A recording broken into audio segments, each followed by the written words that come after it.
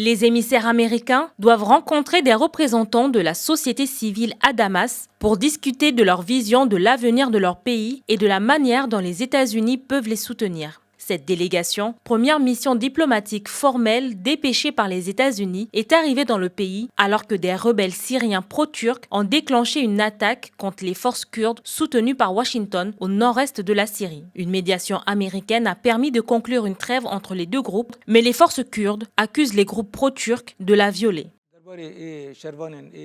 Jusqu'à hier soir, des groupes affiliés à l'État turc ont attaqué le barrage de Tishrin et le pont de Karakozak. Ces attaques ont été repoussées par nos forces. Nous sommes prêts à retirer nos forces de la frontière et que les forces de sécurité interne prennent leur place, à condition qu'il y ait une trêve complète.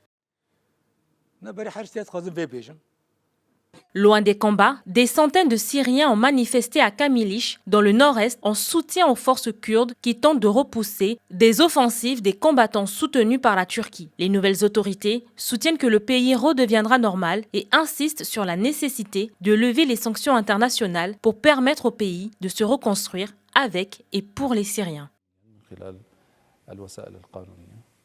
Les sanctions ont été imposées à cause du régime qui dirige la Syrie et qui a commis beaucoup de crimes. Il est donc absurde de condamner à la fois le tortionnaire et la victime. Il y a 27 millions de personnes en Syrie qui sont des victimes. Ces sanctions doivent être levées pour que nous puissions mettre en place nos programmes de croissance et de réforme dans le pays.